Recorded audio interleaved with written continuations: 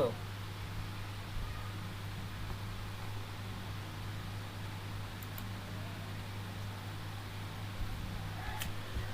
যাই হোক,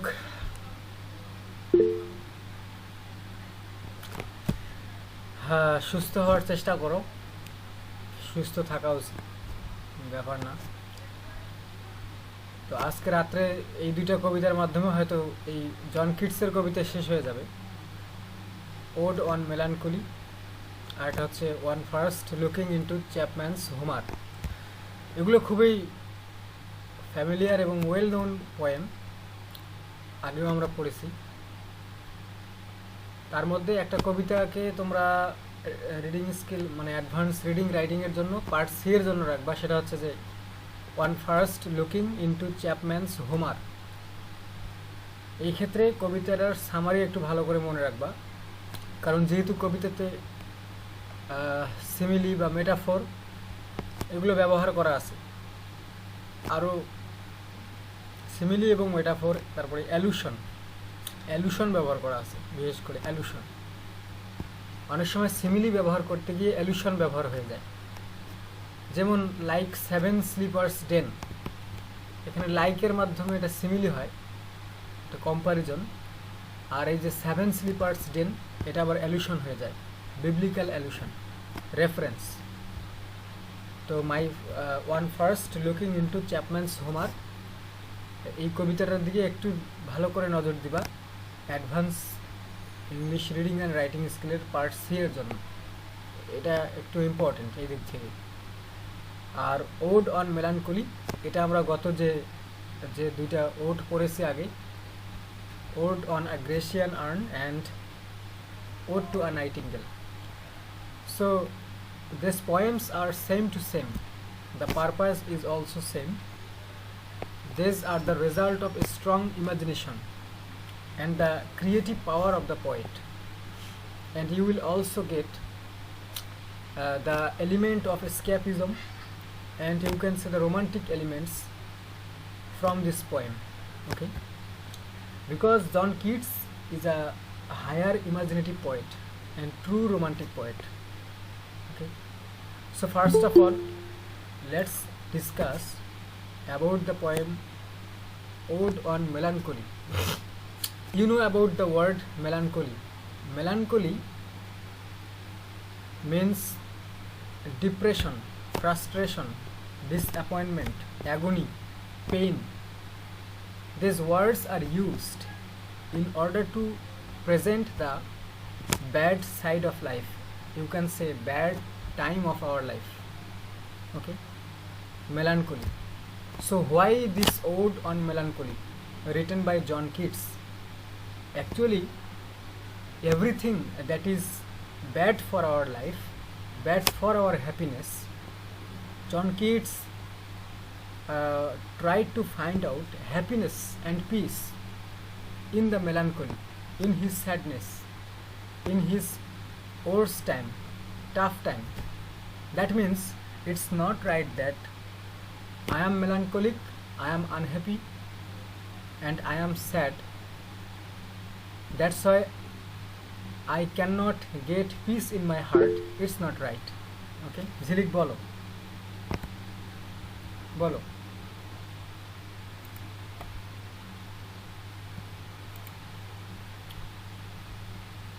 ঝিলিক, তোমার কি শুনতে প্রবলেম হচ্ছে? বলো। না ভাইয়া, ভুলে আপনার ওয়ালাইকুম। ওয়ালাইকুম আসসালাম। আচ্ছা, it's okay. Okay, so Ode on Melancholy, John Keats, a popular romantic poet, wrote this poem. It was first published in 1820 in Lamia, Isabella, The Eve of Saint Agnes, and other poems. Eve of Saint Agnes, Isabella, Lamia. These poems you will have in your academic book, that is a new edition, okay, written by John Keats. But these are out of your syllabus. But for interesting, you can read this poem from your academic book, okay. But this poem was published along with this poem, Isabella, Lamia, The Eve of Saint Agnes. The Eve of Saint Agnes is a romantic poem, very interesting. Okay, so the poem speaks about the transience of happiness and joy. It also illustrates that sadness is an unavoidable accompaniment to man's life. Simply speaking, melancholy or sadness is an individual part of human life. You cannot separate yourself from unhappiness, from melancholy, from depression. It's a part of your life. Wherever you are, you will have disappointment, frustration. You cannot avoid it. It will cover your life. Okay, more or less. Of course, you have pain, you have suffering in your life. This poem will speak such arguments about melancholy, about sadness. Okay, so sadness is an unavoidable company of human life. It's a part of our life.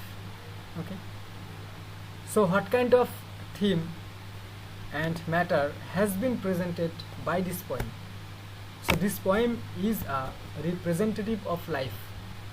Okay, so the poem accounts for the nature of melancholy and its permanent existence in man's life.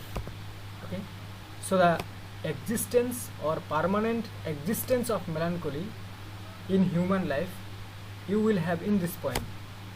The poem begins with a list of things one should avoid. That means, for example, drug that will create intoxication in your brain. Intoxication means addiction. Unconsciousness.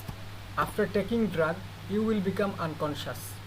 And last night we learned that when a person is highly depressed and frustrated, he drinks, he takes Afiam in order to avoid his pain of real life, agony of real life. For a few moments, the person becomes unconscious after taking drinks and Afiam. Okay, but in our real life right now, it's avoided to take drinks or too much drinks. Okay, but this poem begins or opens by such things which should be avoided in our daily life. For example, taking Afiam, and the poet or the speaker is talking about poison, about hemlock. Hemlock is a kind of a strong poison that can kill you, that can make you unconscious. So when a person wants to take poison or hemlock, guess he is deeply depressed, so he would like to drink. ভাইয়া hemlock দিয়ে যেন কাকে মারা হয়েছিল?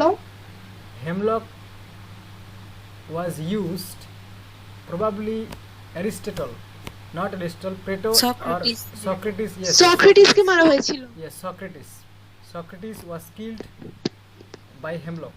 Okay, it's a kind of poison made by tree. Mainly hemlock is a kind of tree, and poison is produced by this kind of tree. Okay, hemlock, but it is often used by the name of poison. Okay, so the speaker has used a lot of negative words to highlight the phenomenon of bad temperament or misery. He argues that melancholy is an essential part of human life and nobody can escape it. Nobody can escape or flee from melancholy, because melancholy is an individual part of our life. It's not separated from our life. It's correlated. Okay, so you cannot separate melancholy from your life, even you cannot escape. Okay, he says that when you feel sad and start thinking about bitter the past, you are certainly missing the glories of nature spread around you. So it's very natural that when you are depressed, you are unconscious about your surrounding areas. Probably the nature is beautiful, everything whatever around you is beautiful, but being a depressed person, you cannot concentrate. Okay, when you are thinking about the past of your life or about the past that hurt you. Okay, so the speaker argues that melancholy is an essential part of human life and nobody can escape it. Even the speaker says that when you feel sad and start thinking about beating the past, you are certainly missing the glories of nature spread around you. Okay, he further says that sadness and anguish means agony, mental pressure, mental pain, not physical. Anguish, agony, this refers to the mental pressure, mental problem, okay, mental suffering. So he further says that sadness and anguish must be expressed and melancholy should be embraced. Try to understand, sadness must be expressed and melancholy should be embraced, should be hugged. Melancholy should be hugged. You should hug your melancholy, not suffered. You should not be suffered by melancholy, but you should accept melancholy. It should be real, and it is the picture of reality. If you cannot accept the melancholy of your life, you will suffer. But we should not do it. We should accept and receive the melancholy of our life. We should hug the melancholy because it's an individual part of our life. If you can think it, if you can feel it that the sadness is a part of our life, then sadness cannot harm you. Sadness cannot destroy your happiness if you can feel it. Okay, but in order to feel this situation, that sadness and the ongoing problem of our life, these are the individual part of our life, actually you are not mature. Okay, when you can feel this, you can realize this, you are totally mature. Okay, I am okay right now. So during the depression or sadness, you are not depressed, you are okay, because it's a part of our life, it comes. Okay, so during melancholy should be hugged, should be embraced, should be welcomed in our life by us. We should not avoid melancholy. Okay, we should not suffer by melancholy. We should accept melancholy. Okay, as the poem continues, the speaker attempts to relate a connection between melancholy and happiness and beauty. That means, that is why John Keats is called poet of beauty. In everything he found beauty. He got beauty in everything. In happiness he found beauty, in melancholy he found beauty. Everything is beautiful to John Keats. Okay, that's why the speaker says that the speaker attempts to relate a connection. মানে speaker যেই হোক কবিতার, তিনি চেষ্টা করেছেন যে একটা সম্পর্ক তৈরি করে দিতে, কিসের মধ্যে যে মেলানকলি, হ্যাপিনেস এবং বিউটি, এই শব্দগুলোর মধ্যে একটা সম্পর্ক তৈরি করার চেষ্টা করেছেন, যেগুলোর মধ্যে একটা সম্পর্ক আছে, এগুলো আলাদা নয়। To him, to the speaker, beauty and all the pleasures of the world are transient. Very normal, it's not a new thing that happiness is transient, changeable, beauty is changeable. Everything in this world is actually transient, changeable, nothing is permanent. So to the speaker, beauty and all the pleasures of the world, or the pleasurable things, pleasurable elements of the world are transient, changeable, and all good things come to an end. Understood? All good things come to an end. মানে যতই আমরা খুব আনন্দে থাকি না কেন, একদম the highest level of our happiness, এটাও কিন্তু শেষ হবে। রাত যতই অন্ধকার আর যতই লম্বা হোক না কেন, অন্ধকার কিন্তু কেটে যায়, আবার সূর্য ওঠে, আবার দিন হয়, আবার দিন যতই বড় হোক না কেন, দিন stands for happiness, brightness, night stands for the net সমস্যা। ওকে, তো আমি বলতেছিলাম যে রাত যতই লম্বা হোক না কেন, যদি night stands for darkness, stands for the worst time of our life, worst moment of our life, but it has end. বুঝতে পারছো তো? যেটাই যেরকম হোক না কেন, সুখ অথবা দুঃখ, এটা যতই লং হোক না কেন, এটার পাওয়ার যত বেশি হয়, এটা যত দ্রুত আসে, যত বেশি হার্ট করবে তোমাকে, এটা তত দ্রুত শেষ হয়ে যায়। কিন্তু এটা মেনে নিতে কষ্ট হয় আমাদের, যে এটা আসলে সম্ভব না। যেমন তুমি সাফার করতেছো, আমি সাফার করতেছি, এই সাফারিংটা একটা পার্ট, জীবনের একটা অংশ, এটা থেকে পলায়ন করার কোনো উপায় নেই। তো এটা যখন আমরা গ্রহণ করে নিব, তখন এটার কারণে দুঃখ পাবো না, বেশি সাফার করবো না। এটা আমাদেরকে গ্রহণ করে নেওয়াই উচিত, সেটাই শেখাচ্ছে জন কিটস, বুঝতে পারছো? এবং বলতেছে যে প্রত্যেকটা ভালো জিনিস বা যেটা তোমাকে আনন্দ দেয়, যে জিনিসগুলো, এগুলোর কিন্তু একটা শেষ আছে, বুঝতে পারছো?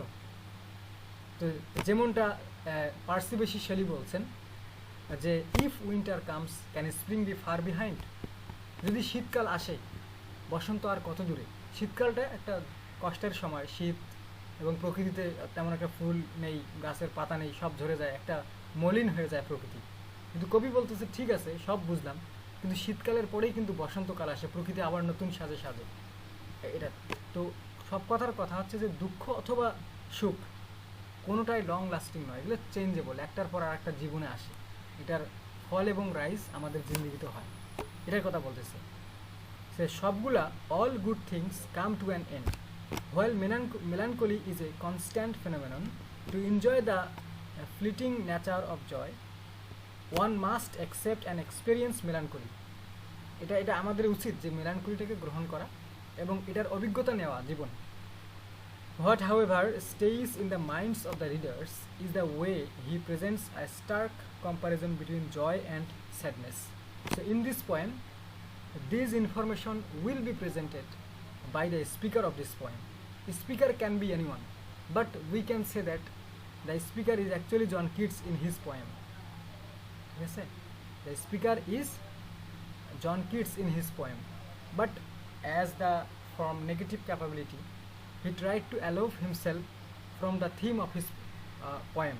এটা তো আমরা জানি যে নেগেটিভ ক্যাপাবিলিটি ইউজ করার কারণে ডিরেক্টলি আমরা বলতেও পারি না যে এটা জন কিটস নিজেই বলতেছে। তো এটা যে কোনো ব্যক্তির জীবনে এটা ঘটতে পারে। ভাইয়া নেগেটিভ ক্যাপাবিলিটিটা কি? আর পাশে কেউ থাকলে যদি ইচ্ছে মতো দুই চারটে ধরায় দিত তাহলে বুঝে। নেগেটিভ ক্যাপাবিলিটি হচ্ছে objectivity, synonym of objectivity. Objectivity বুঝো? মানে কবি যখন নিজের সম্পর্কে লিখে না, অন্য মানে রাইটার নিজেকে তার লেখা থেকে দূরে রাখে। হ্যাঁ, নিজেকে তুমি দেখো অবজেক্টিভ কবিতা লিখতে পারো, মানে অথর নিজে প্রেজেন্ট থাকবে না তার লেখায়, মানে নিজের সম্পর্কে লিখবে না। যদি তুমি বলো যে অবজেক্টিভ কী জিনিস, তখন লেখক নিজের সম্পর্কে না লিখে অন্য কোনো বিষয়ে লিখবে, কিন্তু নিজের বিষয় না, অন্য কোনো বিষয়ে লিখবে। যেমন মেলানকলি, এটা তার পার্সোনাল না হতে পারে, কিন্তু মেলানকলি শব্দটা অপশনাল একটা শব্দ, এটা সম্পর্কে লিখবে। এটা হচ্ছে অবজেক্টিভ। নর্মালি যে লেখক তার সম্পর্কে লিখতেছে না, অন্য কোনো বিষয়ে লিখতেছে, এটা হচ্ছে অবজেক্টিভ। কিন্তু এখানে নেগেটিভ ক্যাপাবিলিটিতে আর একটু জোর দেওয়া আছে, সেটা হচ্ছে যে লেখক অন্য বিষয়ে লিখবে, কিন্তু সেখানে নিজের বিষয়টা ঢুকাই দিবে, কিন্তু পাবলিক বুঝতে পারবে না যে লেখক নিজেকেই এভাবে প্রেজেন্ট করতেছে। তার মানে নিজের নাম বা নিজের এরকম কোনো ইঙ্গিত দিবে না যে কবি নিজের দুঃখ বলতেছে। আসলে জন কিটস এই যে কবিতাগুলো লিখতেছে, তার কিন্তু তার নিজের জীবনে কিন্তু সে সুখী ছিল না। সে কিন্তু এক তো physically infected by tuberculosis and died of tuberculosis, এটা তোমরা জানো যে only he was alive only 25 years, the youngest poet in the history of English poetry. মাত্র 25 বছর বেঁচে ছিলেন। আর এই কবিতাটা যখন তিনি লেখেন, এটা হচ্ছে মনে করো যে 1820 সাল, বুঝতে পারছো? 1820 সাল। তো এইরকম সময় তিনি মারাও কিন্তু যান, বুঝতে পারছো? তিনি 1795-তে জন্ম, আর 1820 ডাইড, বুঝতে পারছো? তো তার নিজের জীবনেই কিন্তু সে হ্যাপি ছিল না, অথচ 1821, তো সে তার নিজের জীবনেই হ্যাপি ছিল না। তার জীবনে লাভ প্রবলেম ছিল। অনেকেই বলে যে তার ফিজিক্যাল সমস্যার কারণে তার গার্লফ্রেন্ড তাকে ছেড়ে দিয়েছিল, এটা এক ধরনের মতামত। আরেকটা হচ্ছে যে সে নিজেই তার গার্লফ্রেন্ডকে ছেড়ে দিয়েছিল, যে আমি তো অসুস্থ। টিউবারক্লোসিসের ওই সময় কোনো ওষুধ ছিল না, কোনো মেডিকেল সায়েন্সের তেমন কোনো ওষুধ ছিল না। একটাই ওষুধ, সেটা হচ্ছে যে ট্রাভেল করে ওয়েদার চেঞ্জ করা, একটু কিছুদিন সুস্থ থাকা, এটাই ছিল টিউবারক্লোসিসের একটা মেডিসিন আর কি। তো তিনি সেই কাজটাই করছেন। ইংল্যান্ড থেকে তিনি ইটালিতে মারা যান আসলে, বুঝতে পারছেন? তিনি ইংল্যান্ডে ছিলেন না পরবর্তী সময়টাতে, সেখানেই তিনি মারা যান। তো এই সব কিছু মিলিয়ে তাকে এই কবিতাগুলো আর কি লিখতে বাধ্য করে, তার ফিলিংসে এই জিনিসগুলোই চলে আসে। তো এখন সে কি করবে? সুখে থাকতে পারতেছে না, তো দুঃখের মাঝে খোঁজার চেষ্টা করছে। হ্যাঁ হ্যাঁ, কিন্তু ওই সময় এটার আর কি ওষুধ ছিল না, বুঝতে পারছো? আর আর যেটা তুমি বললা যে নেগেটিভ ক্যাপাবিলিটি, এই তো সেদিন কয়েকদিন আগেই তো পড়লাম, রোমান্টিক এই যে পড়লাম একটা শর্ট কোশ্চেন হিসাবে, তোমার শিট আছে, সেটা দেওয়া আছে নেগেটিভ ক্যাপাবিলিটি। নেগেটিভ ক্যাপাবিলিটি শব্দ আসলে জন কিটসের নাম চলে আসে, যেমন উইলিং সাসপেনশন অফ ডিসবিলিফ, এটার কথা চলে আসলেই কিন্তু কার কথা চলে আসে? উইলিং সাসপেনশন অফ ডিসবিলিফ, এটা এসটি কলরিজের কথা চলে আসে। বুঝতে পারছো? By using super natural element he create willing suspension of disbelief. আবার যদি বলো যে stream consciousness, stream of consciousness, the stream of consciousness, যদি তুমি এই টার্মটা যদি ইউজ করো বা এই ফ্রেজটা ইউজ করো, তাহলে তোমাকে ভিক্টোরিয়ান লিটারেচার অথবা তোমাকে মেইনলি মডার্ন লিটারেচারে চলে যেতে হবে। দ্য স্ট্রিম অফ কনসাসনেস, এটা হচ্ছে মডার্ন লিটারেচারের এটা ক্যারেক্টারিস্টিক। বুঝতে পারছো? মডার্ন লিটারেচারের একটা characteristic the stream of consciousness. তারপরে উইলিং সাসপেনশন অফ ডিসবিলিফ, এটা হচ্ছে রোমান্টিক এইজের কলরিজের ব্যাপারে। বুঝতে পারছো? তো এগুলো তো মনে রাখা লাগবে বাবা, এগুলো তো মনে না রাখা মুশকিল। আচ্ছা, থিম হিসেবে কি প্রেজেন্ট করছেন দেখো। আচ্ছা, the transience of beauty, human emotions and melancholy are the major themes underlined in this poem. Throughout the poem, the speaker develops the idea that pain and sadness are unavoidable. You cannot avoid pain and sadness. Okay? So, to enjoy the true colors of happiness and beauty, we must accept melancholy as an essential part of our life and reflect the transient nature of beauty and happiness. He adds that all beautiful objects come to an end, so we should not try to end our pains through drugs or suicide. তো যে কথাটা তিনি প্রথমে যে তিনি মদ শরাব পান করার কথা বলছেন এবং আরও অন্যান্য হেমলকের কথা বলছেন, এগুলো তিনি ইমোশনে বলছেন, ঠিক আছে, কিন্তু তিনি বুঝাচ্ছেন যে এগুলো করা যাবে না। যখন তুমি খুবই ডিপ্রেসড, তখন তুমি you can not commit suicide, it's not right. And suicide is not the solution of your problem.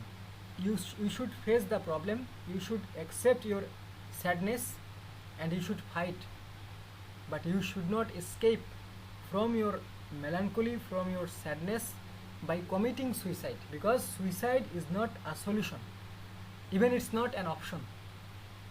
বুঝতে পারছো? এই কথাগুলো তিনি বোঝাচ্ছেন। যদিও তিনি ড্রাগসের কথা বলেছেন, ওয়াইনের কথা বলেছেন, হেমলকের কথা বলছেন, কিন্তু তিনি এগুলাকে পান করানোর জন্য বাধ্য করতেছেন না। একটা যেমন ধরো যে কেউ প্রেমে পড়ছে, একটা ইয়াং ছেলে এবং মেয়ে প্রেমে পড়ছে, তার দিকে তো তুমি ডিরেক্ট বলতে পারো না যে এটা প্রেম করা যাবে না, তাহলে তো তাকে হার্ট করা হবে, সে তো উল্টে তোমাকে ভুল বুঝে বসে থাকবে, তোমার ওপর তার ভরসা থাকবে না। তুমি তাকে সাপোর্ট করো প্রথমে, ঠিক আছে তোমাদের প্রেমটা ঠিক আছে, এরকম করতে করতে ধীরে ধীরে তাদেরকে একটা স্টেজে নিয়ে যাও, যে বোঝাতে যে এভাবে করাটা এখন ঠিক না, সব ঠিক, your love is okay, your love is true, but this time is not right. Probably your love is right, but this time is not right, so you should avoid this right now. তখন দেখবা যে ধীরে ধীরে বুঝে ফেলছে। তো এইরকমভাবে কবিতাটাকেও তিনি সাজিয়েছেন। তো ডিরেক্টলি তো এগুলো বললে তো কেউ মেনে নিবে না, আর এটা তো একটা কবিতা, বোঝা লাগবে। So he adds that all beautiful objects come to an end, so we should not try to end our pains through drugs or suicide, instead we should face them courageously. একজন সাহসী ব্যক্তির মতো আমাদেরকে এগুলো ফেস করতে হবে। This poem is particularly applicable for this time during the crisis, as many people are disappointed and broken, so they must find hope and hold on it.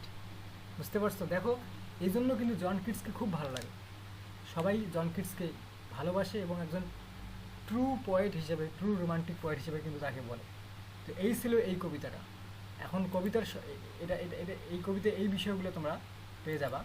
আর কবিতার যদি তোমরা সামারি পড়তে চাও, কবিতাতে মাত্র 3টে স্ট্যান্জা আছে, তোমরা এগুলো তোমরা গুগলে সার্চ দিলেও পেয়ে যাবা। যদি বইয়েরগুলোকে অনেক বেশি মনে হয় তাহলে তোমরা বইয়ে বেশি মনে হলে গুগলে সার্চ দিতে পারো। আর এখানে কিছু বিষয় আছে যেগুলো প্রথম যখন এই কবিতা পড়াইছিলাম আমি, তখন অনেকগুলো গডের নাম বলেছিলাম, যে the god of tree, the god of river, the god of year. তো গ্রিক মাইথোলজি অনুযায়ী, গ্রিক মিথ অনুযায়ী তোমরা তো জানো যে সেখানে অসংখ্য গড, প্রতিটা জিনিসেরই একটা করে god of thunder, god of rain, god of punishment, god of hell, এও গডের কোনো হিসাব নাই। তো তিনি যেহেতু তোমরা জানো যে জন কিটস হেলেনিজম, বা তাকে শেলি বলছেন যে হি ওয়াজ এ গ্রিক, শেলি জন কিটসকে বলছেন হি ওয়াজ এ গ্রিক, কারণ তার কবিতায় এই গ্রিক মিথগুলো খুব বেশি ব্যবহার করা। বুঝতে পারছো যে একটা কম্পারিজন তৈরি করতে বা অ্যালিউশন হিসেবে তিনি গ্রিক ক্যারেক্টারগুলোকে অনেক ব্যবহার করেছেন। মানে কবিতার বেসটাকে, তার অ্যালিউশনগুলোকে খুবই স্ট্রং করার জন্য তিনি এই এই জিনিসগুলোকে তিনি ব্যবহার করেছেন। বুঝতে পারছো? তো এগুলো মেইন কবিতা পড়লে এই ইয়াগুলো তোমরা বের করতে পারবা। ঠিক আছে? আচ্ছা, তো এটা আরেকটা বিষয় হচ্ছে যে কবিতার যে মেলানকলি, বিউটি এবং ইমপারমানেন্স গতকালকে যেভাবে পড়েছি, এগুলোরও কিছু ব্যাখ্যা আছে, এগুলো আমি স্ক্রিনশট দিয়ে দেবো, এগুলো তোমরা পড়ে নিও। আর এখন যদি এটা পড়ে দিই তাহলে সময় লাগবে আর কি। বুঝতে পারো? তারপরে দেখো, one first looking into Chapman's Homer, এটা একটু তোমাদের জানা উচিত, এটা আমরা পড়বো এখন। দেখো যে জর্জ চ্যাপম্যান একজন এলিজাবেথান, একজন প্লেরাইট। বুঝতে পারছো? নাট্যকার, এলিজাবেথান প্লেরাইট। যেমন শেক্সপিয়ার আছে, মার্লো আছে, তারপরে লিলি, তারপরে গ্রিনি, পেলি, ন্যাশি, লজ। বুঝতে পারছো? তো এরা হচ্ছে এলিজাবেথান প্লেরাইট। তাদের মধ্যে একজন হচ্ছে জর্জ চ্যাপম্যান। তো তিনি শুধুমাত্র প্লেরাইট ছিলেন না, একজন পয়েটও ছিলেন। He was also a poet, a playwright and a translator. এটা কথা মনে রাখবা। এবং সে একজন ট্রান্সলেটরও ছিল, জর্জ চ্যাপম্যান। যদি এলিজাবেথান পিরিয়ডের উনি হয় তাহলে 1558 to 1603। বুঝতে পারছো? এই যে সময়টা, এটা হচ্ছে Elizabethan period. According to the information of history of English language and literature, this time is called Elizabethan period. And George Chapman, he was an Elizabethan playwright, poet and translator and well translator of Greek myth. বুঝতে পারছো? যে তো George Chapman তিনি তার জীবদ্দশায় তিনি Homer হচ্ছে Greek poet. Homer Greek great epic poet. বুঝতে পারছো? Greek great epic poet Homer, যিনি ইলাইড লিখেছেন এবং ওডিসি লিখেছেন। ইলাইড এবং ওডিসি এগুলো হচ্ছে এপিক পোয়েম, মানে অনেক বড় বড় কবিতা, মানে কাহিনী বর্ণনা করে আর কি। বাংলাদেশের অনেকটা ফক মিউজিকের মতো, যে হাসন রাজা, তারপরে এরকম যেগুলো আছে। বুঝতে পারছো? কমলার বনবাস, এই টাইপের কবিতা। তো এটা এপিক যেটা, এটাকে আবার অনেক সময় বলা হয় যে হিরোইক পোয়েম। মানে এগুলোতে কিন্তু যুদ্ধ, মারামারি, কাটাকাটি এগুলো নিয়ে আলোচনা করা হয়। তার মধ্যে একটা হচ্ছে ইলাইড আর একটা হচ্ছে ওডিসি। ওডিসি মানে যাকে আমরা ইংরেজিতে ইউলিসেস বলি, ওডিসি। বুঝতে পারছো? আর হচ্ছে ইলাইড। এই দুইটা গ্রেট এপিক লিখেছেন হোমার আজকে থেকে 3000 বছর আগে। গ্রিক ভাষায় তিনি লিখেছেন এটা 3000 বছর আগে। বুঝতে পারছো? যখন হোমার এসেছিল তখন কিন্তু এটা 3000 বছর আগে, তার মানে খ্রিস্টপূর্ব 1000 বছর আগে তিনি এগুলো লিখেছিলেন। এবং তিনি একজন ফেমাস ব্যক্তি। আর তিনি কিন্তু অন্ধ ছিলেন, কিন্তু নিজে লেখে নাই, আরেকজনের দ্বারা লিখছে। অন্ধ ছিলেন হোমার। তো যাই হোক, হোমার হচ্ছে মেইন লেখক ইলাইড এবং ওডিসির। তো এই তাদের যে গ্রিক যে সাহিত্যগুলো, কবিতাগুলো, এগুলোকে অনেক কবি, ইংলিশ পোয়েট বা ইটালিয়ান পোয়েট বা ফ্রেঞ্চ পোয়েট বা আরও অন্য দেশের যারা কবি, তাদের সুবিধার জন্য তারা নিজের মাতৃভাষায় তারা ট্রান্সলেট করেছে। তো ইংরেজিতেও, ইংরেজি সাহিত্যেও অনেক ইংলিশ রাইটার যারা ট্রান্সলেশন ভালো ল্যাঙ্গুয়েজ জানতো, ল্যাটিন সম্পর্কে জানতো, ফ্রেঞ্চ সম্পর্কে জানতো, ইটালিয়ান সম্পর্কে জানতো, তারাও কিন্তু অনেক কিন্তু ইটালিয়ান, অনেক কিন্তু গ্রিক এবং রোমান যে মিথ আছে, কবিতা বা যেমন ইডিপাস রেক্স তোমরা পড়তেছো। ইডিপাস রেক্স কিন্তু আজ থেকে 2500 বছর আগে লেখা হয়। সফোক্লিস লিখেছেন ইডিপাস রেক্স। বুঝতে পারছো? তো ইডিপাস রেক্স কিন্তু আমরা যেটা পড়ি এটা হচ্ছে English translation of Greek language. বুঝতে পারছো? ইংলিশ ট্রান্সলেশনটা আমরা পড়ি, সেটাও পড়ি না, আমরা সামারি পড়ি, মেইন ডায়লগ তারপরেও পড়ি না, কয়েকটা ডায়লগ। ভাইয়া এটার ইংলিশ ট্রান্সলেশনটা কে করছিল? কোনটার? Oedipus Rex? তোমার বইয়ে ছোট্ট বইটা আছে না, বইয়ের উপরে দেখো নাম লেখা আছে, আমার নাম মনে নেই। এবং সেটা 3টে একসঙ্গে হতে হবে, মানে তোমার ছোট্ট যে পিচ্ছি বইটা, ওটাতে 3টা নাম একসঙ্গে লেখা আছে। দেখো, ইডিপাস রেক্স, ইডিপাস অ্যাট কলোনাস এবং অ্যান্টিগন, এই 3টা নাম কিন্তু একসঙ্গে দেওয়া আছে। অর্থাৎ 3টা ট্রান্সলেশনে তোমার বই আছে, কিন্তু আমাদের সিলেবাসে শুধুমাত্র একটা আছে, সেটা হচ্ছে ইডিপাস রেক্স। বুঝতে পারছো? তো এগুলো হচ্ছে ইংলিশ ট্রান্সলেশন। আর আমরা এটাও জানি যে ইংরেজি সাহিত্য প্রথম দিকে শুরু হয়েছিল কিন্তু গ্রিক ট্রান্সলেশন দিয়ে, যে নিজেদের সাহিত্য না থাকার কারণে, মানে বিগিনিংয়ে বিগিনিংয়ে তো কারোই অত ইয়া থাকে না। তো ওই গ্রিক যে লিটারেরি ওয়ার্কগুলো এগুলোকে ইংরেজিতে ট্রান্সলেশন করে করে এগুলো ইংরেজিতে সাহিত্য হিসেবে চলতো। যত তুমি দেখবা যে সাহিত্যিক ওয়ার্ক আছে প্রতিটা পিরিয়ডের লেখকেই কিন্তু গ্রিক লিটারেচারের দ্বারা ইনফ্লুয়েন্সড, কারণ ওরা হচ্ছে classic master, master of literature, master of poetry, master of drama, master of tragedy, যেটাই তুমি বলো না কেন, মাস্টার অফ হিস্ট্রি, সব দিক দিয়ে ওরা কিন্তু মাস্টার ছিল। এবং ওরা হচ্ছে বিগিনার্স, বুঝতে পারছো, এবং সিভিলাইজড, বিগিনার্স এবং সিভিলাইজড, এই ক্ষেত্রে ওদেরকে ফলো করা হয়, বুঝতে পারছো। আর হিস্ট্রি ক্লাসের শুরুতে আমি বলেছিলাম যে ইংরেজিটা হচ্ছে একটা একটা মিক্সচার ল্যাঙ্গুয়েজ একটা, বুঝতে পারছো, চৌধুরীর মতো। চৌধুরীর গল্প তো শোনো নাই, তোমাদেরকে শোনাও যাবে না, তোমরা সবাই মেয়ে মানুষ। তো এই ইংলিশ ল্যাঙ্গুয়েজটা একক কোনো ল্যাঙ্গুয়েজ নয়, এটাতে 4-5টা ল্যাঙ্গুয়েজের পরিমাণ খুবই বেশি, যেমন জার্মানি, ফ্রেঞ্চ, ইটালিয়ান, তারপরে গ্রিক বা ল্যাটিন, তারপরে ইংলিশ। আর অন্য ভাষা যেমন ইন্ডিয়ান ল্যাঙ্গুয়েজও আছে, ইংলিশে ইন্ডিয়ান ল্যাঙ্গুয়েজ আছে, আরবি ল্যাঙ্গুয়েজ আছে, ফার্সি ল্যাঙ্গুয়েজ আছে, কিন্তু এগুলোর পরিমাণ কম। বাট জার্মানি, তারপরে ইটালিয়ান, ফ্রেঞ্চ, ল্যাটিন, এগুলোর পরিমাণ কোনোটা 15%, কোনোটা 20%, কোনোটা 27%, 25%, এগুলো সব কিছু মিলে আর কি ইংলিশ ল্যাঙ্গুয়েজটা আজকের ইংলিশ ল্যাঙ্গুয়েজ, সব কিছু মিলে একটা কম্বিনেশন হয় এই ল্যাঙ্গুয়েজটা আজকে। সে যাই হোক, তো এই জর্জ চ্যাপম্যান তিনি এলিজাবেথান পিরিয়ডে হোমারের যে গ্রিক লেখাগুলো ছিল তিনি ইংলিশে ট্রান্সলেট করেছেন। আর তোমরা জানো যে জন কিটসের লিটারেরি ক্যারিয়ার ছিল মাত্র 3 বছর, কেউ কেউ বলে 5 বছর। 3 বছর, 25 বছরের মধ্যে শেষের যে সময়টা, ওই সময় তিনি আর কি এই লিটারারি বা সাহিত্য সাধনা করেছেন মাত্র 3 বছর। 3 বছর লিখেছেন, বা আরও 2 বছর কেউ যোগ করে 5 বছর, তুমি 3 বছরেই ধরো। তো 3 বছরে তিনি কী এমন লেখাপড়া করেছেন যে তিনি গ্রিক লিটারেচার সম্পর্কে এত তথ্য জানেন। এবং তিনি কীভাবে সম্ভব, তিনি তো কোনো প্রতিষ্ঠানেও পড়েননি, বা ল্যাটিন ল্যাঙ্গুয়েজ, গ্রিক ল্যাঙ্গুয়েজ এগুলো তো পড়েননি কোনো প্রতিষ্ঠানে, বুঝতে পারছো। তো আসলে তিনি অনেক লেখকের, অনেক ট্রান্সলেটরের গ্রিক লিটারেচারের ইংলিশ ট্রান্সলেশন তিনি পড়েছিলেন। জন কিটস ইংলিশ ট্রান্সলেশন পড়ে পড়ে তিনি গ্রিক লিটারেচার সম্পর্কে, গ্রিক ক্যারেক্টার্স সম্পর্কে, গ্রিক গডস সম্পর্কে, এগুলো সম্পর্কে তিনি জ্ঞান অর্জন করেন, আর সেইগুলো তিনি তার নিজের কবিতায় ব্যবহার করেন। এটা হচ্ছে তথ্য। তো যাদের যাদের তিনি ইংলিশ ট্রান্সলেশন পড়েছিলেন তার মধ্যে একটা ইম্পর্টেন্ট নাম হচ্ছে যে জর্জ চ্যাপম্যান। দেখো,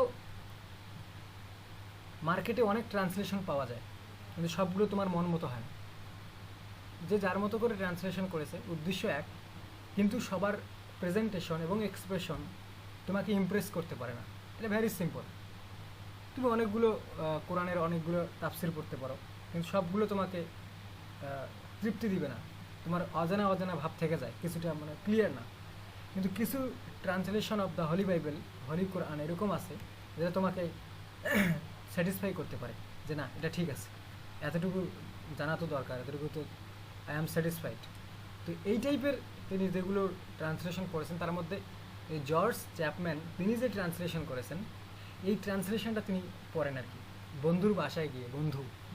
তো বন্ধুর বাসায় যখন যান, মনে করো যে টেবিলে বসে তিনি, মনে করো যে রাতের ডিনারের পর সাপোজ তিনি বইটা পড়তেছেন, এই ইংলিশ ট্রান্সলেশনটা চ্যাপম্যান হোমারের, সে পড়তেছিল, পড়া শেষ হওয়ার পর তিনি এতটাই ইমপ্রেসড এবং সারপ্রাইজড হয়েছেন যে ওখানেই একটা কাগজ এবং কলম নিয়ে এই 14 লাইনের এই কবিতাটা লিখছেন, বুঝতে পারছো। যে মানে এই ট্রান্সলেশনটা পড়ার পর ওই টেবিলেই একটা ছোট্ট কাগজ নিয়ে, পেন নিয়ে বা ইঙ্ক, কালি নিয়ে তিনি এই কবিতাটা কম্পোজ করে ওখানে টেবিলের উপর রেখে তিনি চলে যান, সকালে তিনি চলে যান। তো তার বন্ধু এই কবিতাটা দেখে টেবিলের উপর, এই কবিতাটা যে on first looking into Chapman's Homer, how much he was surprised after reading that translation translated by George Chapman, and then being surprised, he composed this sonnet, and the title is On First Looking into Chapman's Homer. So that night he gained many things about Greek literature, about Greek art, Greek culture, Greek tradition, Greek gods, Greek characters, and he was surprised, mesmerized by the translation of George Chapman's, and being so much surprised, he composed this poem after reading the translation of Chapman Homer and kept on the table and he left. বুঝতে পারছো? তো দেখো যে কতটুকু surprised হলে যে একজন কবি ইনস্ট্যান্টলি একটা কবিতা লিখতে পারে এবং সেটাও আবার সাহিত্যসম্মত। বুঝতে পারছো যে এই কবিতায় কিন্তু বাইরে থেকে লাগাই দেন, এই কবিতায় কিন্তু যে তিনি কিন্তু সাহিত্যিক কাজ করে কিন্তু অবাক হয়ে গেছেন, সেই বিষয়ে এই কবিতা লিখেছেন। বুঝতে পারছো? এবং তিনি এভাবে এক্সপ্রেশনটা এভাবে দিয়েছেন যে আমি আগে একটা জিনিস পড়ে যতটুকু না বুঝতে পারিনি, কিন্তু এই ট্রান্সলেশনটা পড়ে আমার মনে হচ্ছে আমি নতুন কিছু আবিষ্কার করেছি। কথার কথা, যেমন মনে করো যে কলম্বাস আমেরিকা আবিষ্কার করেছে বা ডিসকভার করেছে, এই টাইপের কিছু মানে আমি মনে হয় যে নতুনভাবে আরও বিস্তারিত জানতে পেরেছি এই ট্রান্সলেশনটা পড়ে। এরকম একটা এক্সপ্রেশন তিনি দিয়েছেন এবং কিছু অ্যালুশনও ব্যবহার করেছেন বোঝাতে গিয়ে যে আমি অমুকের মতো অমুক কাজটা করেছি। মনে করো যে কেউ একটা নিউ প্ল্যানেট আবিষ্কার করছে, গ্রহে বিজ্ঞানী একটা প্ল্যানেট আবিষ্কার করছে, এটা একটা নতুন গ্রহ আবিষ্কার করা হলো, নতুন কিছু, আগে যারা আবিষ্কার করছে তাদের মতো না, নতুন একটা। তো তিনি বুঝাচ্ছেন যে আমি এমন কিছু জানতে পেরেছি, মনে হয় যেন আমি যে কর্টিজের মতো একটা নতুন প্ল্যানেট আবিষ্কার করেছি এই গ্রিক সাহিত্যের জগতে। তো লাভ for literature, this poem is an expression of wonder, মানে তিনি আশ্চর্য হয়েছেন, সারপ্রাইজড হয়েছেন। বুঝতে পারছো? এই হচ্ছে এই কবিতাটা, this is the poetic power. আর মেইন থিম হচ্ছে এটাই যে লাভ ফর লিটারেচার এবং being excited after reading the translation of Greek literature or Greek poem and it was translated by George Chapman. তার মানে the speaker is grateful to the translator George Chapman. বুঝতে পারছো? So this poem was written by John Keats, a great English poet. It was published in 1816. The poem speaks about the speaker's delightful experience upon reading Chapman's translation. It also illustrates his love for literature. The poet shares his excitement about finding a new epistemic production. বুঝতে পারছো যে তার যে একটা সে যে wandered হয়েছে, সে যে surprised হয়েছে, নতুন কিছু জানতে পেরেছে, এই জিনিসটা তিনি এই কবিতায় প্রকাশ করেছেন। Much I travelled the realm of gold, স্বর্ণের রাজ্য। বুঝতে পারছো? তারা তিনি সাহিত্যের জগৎকে বুঝিয়েছেন, যে গ্রিক সাহিত্যের জগৎকে, এবং তিনি এগুলোকে হাইলাইট করেছেন, হাইপারবল ব্যবহার করেছেন। তিনি এতটাই সারপ্রাইজড ছিলেন। So this poem is a representative of wonder. The poem is an expression of wonder. The narrator explains, the speaker explains that in his imagination he has visited many exotic places and has seen many grand states and kingdoms inhabited by birds who worshipped Apollo. কথাটা বোঝার চেষ্টা করো। আমরা যখন একটা ইতিহাসের বই পড়ি বা একটা গল্পের বই পড়ি, গল্পের বই কিন্তু এমন কিছু জায়গার নাম লেখা থাকে যে জায়গাগুলো আমরা কখনো নাম শুনিনি এবং দেখিও নি, কিন্তু যখন আমরা ওই বইটা পড়তে থাকি আমাদের অনুভূতিটা এমন হয় কেমন যেন আমরা ওই জায়গাগুলোর মধ্যে ভ্রমণ করতেছি, মানে চোখের সামনেই যেন ওই জায়গাগুলো ভেসে আসে। কি আজিদে এরকম না যে হিমু যখন তুমি পড়ো বা যে কোনো রবীন্দ্রনাথ ট্যাগোরের যে কবিতাগুলো যখন তুমি পড়ো, তখন মনে হয় যে জায়গার নামগুলো তিনি উল্লেখ করেছেন, যে নেচারটা তিনি উল্লেখ করেছেন, মনে হয় যেন আমরা ওই জায়গাগুলোতেই ঘোরাঘুরি করতেছি, ওগুলোতেই যেন আমরা চলাফেরা করতেছি, ওগুলোতে আমরা যেন ট্রাভেল করতেছি, ভিজিট করতেছি, এরকম অনুভূতি পড়ার সময় চলে আসে। বাস্তবে কিন্তু আমরা ওই জায়গাগুলো যাইনি বা আগে ওই জায়গাগুলোর নাম জানতাম না। তো এজন্য কিন্তু যখন তিনি ইলাইড পড়েছেন, ইলাইডের ট্রান্সলেশন পড়েছেন, ওডিসির ট্রান্সলেশন যখন পড়েছেন ইংলিশে, তো ইলাইড এবং ওডিসি এগুলোতে কিন্তু ট্রয় নগরীর যুদ্ধ এবং গডে যুদ্ধ, রাজা যুদ্ধ, হেলেন, কত কাহিনী, অ্যাথেন্স, থেবিস থেকে শুরু করে যত ফেমাস শহর আছে গ্রিসের, এই যে পুরাতন শহরগুলো আগে 3000 বছর আগে যে নামকরণ ছিল বা যে ঘটনা, যে গল্প, যে ক্যারেক্টারগুলো তিনি ইউজ করেছেন এবং যে গ্রিসের যে জায়গাগুলোর নাম তিনি ব্যাখ্যা করেছেন, মনে হচ্ছিল যে তিনি ওই জায়গাগুলো ট্রাভেল করেছেন ওই বই ট্রান্সলেশনটা পড়ার মাধ্যমে। বোঝার চেষ্টা করো, ওকে?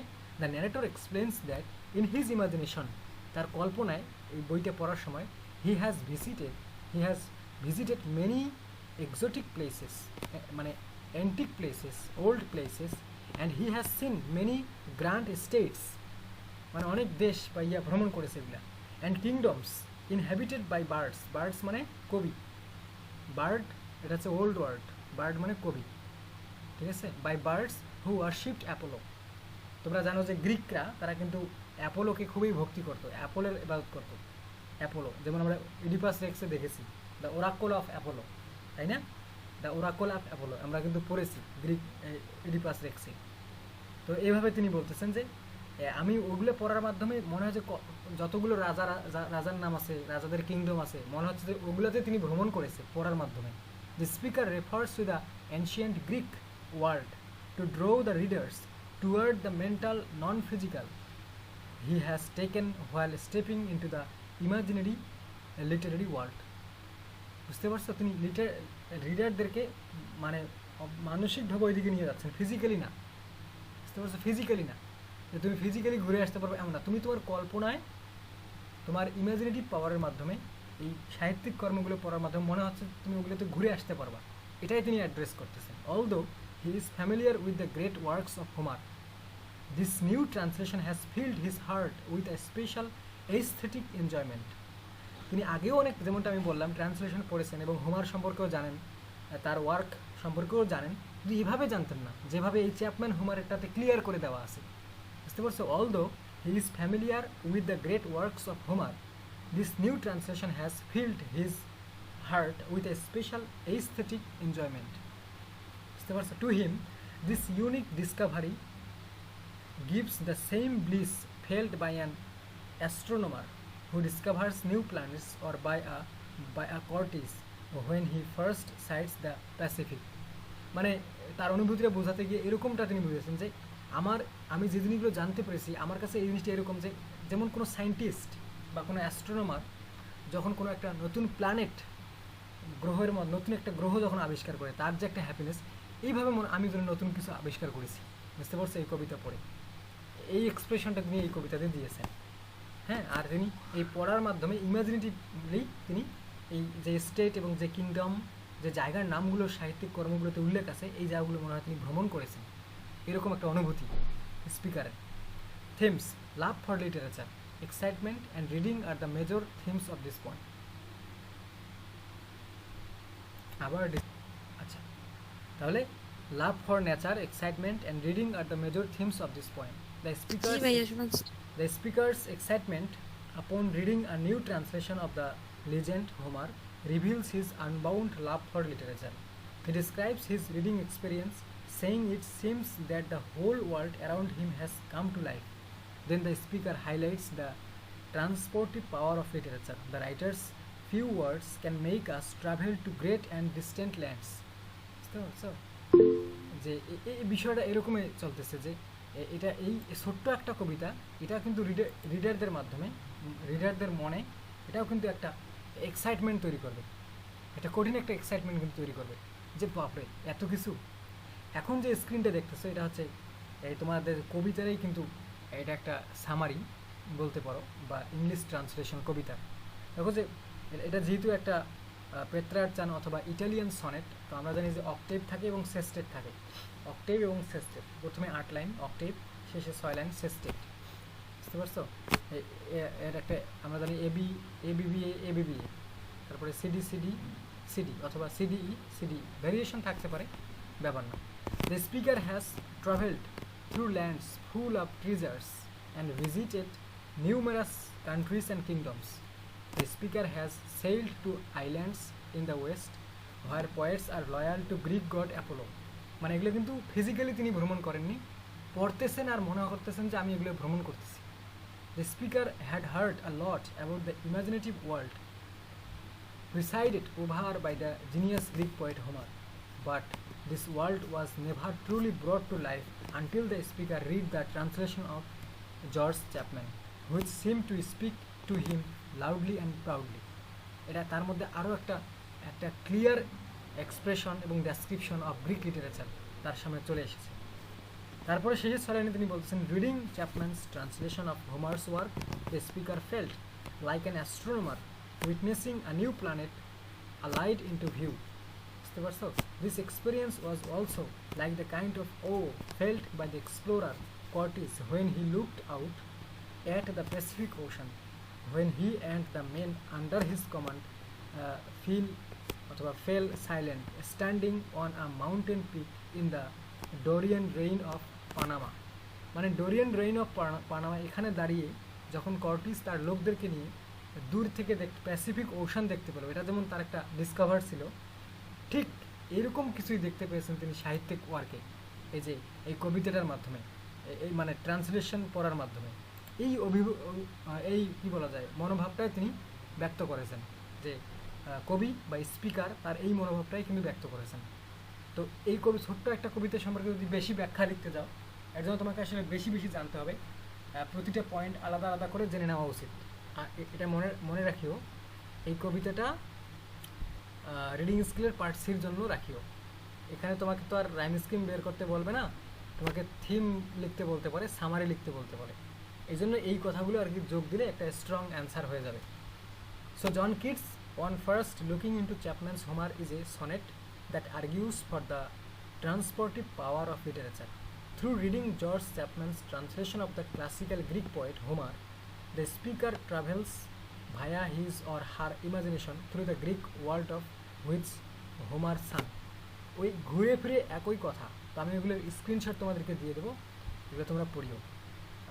জন কিটসের কি আরও কোনো কবিতা আছে বই, মানে এই কবিতাগুলো ছাড়া আরও আছে? কিটসের কোনো কবিতা আছে আরও?